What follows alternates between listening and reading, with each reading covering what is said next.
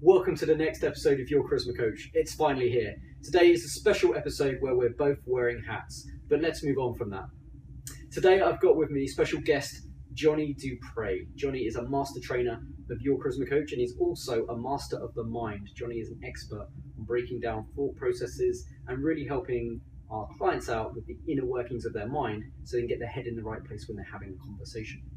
So today I brought Johnny along to talk about negative self-talk. So Johnny, in your mind, what is negative self-talk? Because it affects a lot of our clients when they've got voices coming up in their head saying, I'm not good enough, I shouldn't go and talk to these people, I shouldn't improve my conversation skills, and it really gets in the way. So what is it from your perspective?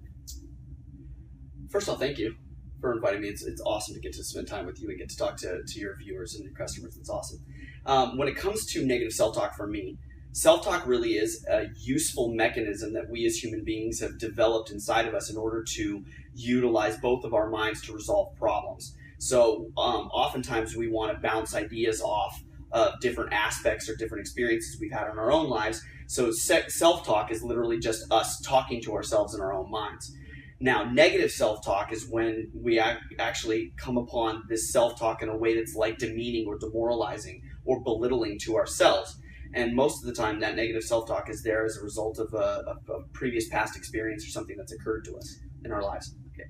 So have you got any useful quick tips that we can use to get control of our self-talk so we can get it to a point where it's not ruining conversations and it's allowing us to walk up and practice carefree? Because I know it's very difficult to have a conversation with somebody that's authentic when you're having a conversation in your head as well at the same time.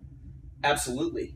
Some of the tips and the techniques and the tactics that I use to begin with is I always start with becoming aware of the voice in the first place by becoming aware of sort of where our attention is in any given moment. So when it comes to and the average experience, the average environment that you're there talking or interacting with people, maybe you're out at a park, maybe you're at a coffee shop, maybe at a bookstore, there's something happening in the area that's around you that has a level of volume. Okay. Now, in addition to that volume, there's also your own, what I would call your internal landscape or wherever your attention is focused inside. And there's a volume to that too. So the very first thing I begin paying attention to is where are my volume meters inside and outside? Am I paying more attention to what I'm listening to in my environment, or am I paying more attention to what's happening in my own mind? So the very first step is to become aware of it and really begin capturing the differences between those. Okay, so that's the first step I always take. Now, the second step is once I can differentiate between what's happening outside and around me and what I'm listening to in sort of my own inner landscape, is I then begin listening to what I'm saying to myself. What specifically am I saying? Am I saying I'm not good enough? Or is it I'm not worthy enough? Or is it I really hope I don't get rejected? Or what are the exact words I say? Once I can hear them clearly inside of my mind and I know what it is I'm saying to myself, then I pretend as if I'm sitting inside the control room of my own brain. Okay. And in front of me, there are volume switches for everything. Okay. And I literally reach over in my own mind's eye and I turn the volume down so that I can barely hear that voice inside of my mind. And when I turn it down to that place, I can still hear it because I still want to listen to myself, but I want it to be at a good usable level. Okay, then I can actually do something with it. And once it gets down to that level and I can hear it, I then practice the gentle art of shut the hell up. Shut the hell up. Shut the hell up. I mean, don't shut the hell up now because we're in an interview. Of course not. Okay, keep going. I mean, like when I hear that voice, I want to acknowledge it because it is a part of who I am. It is a part of me and it does want something for me. But at the same point in time, when I'm walking up to start a conversation with someone, I need to be able to listen to them. I need to be able to hear them. You know, I don't know if you guys have ever been in a conversation with someone where as you're talking and attempting to explain yourself, you can see them in their mind already formulating what they're going to say to you. So it's as if right when you mark the period or the end of your sentence, they're right in after it, jumping on top of you. And you feel like you're not really truly being listened to. Well, in my own experience, I need to tell that voice in my head to shut the hell up long enough for me to listen to the other person and thus learn from that experience and that interaction, that real deep connection. So it's almost like you're just saying it several times, maybe like shut the hell up, shut the hell up, shut the hell up.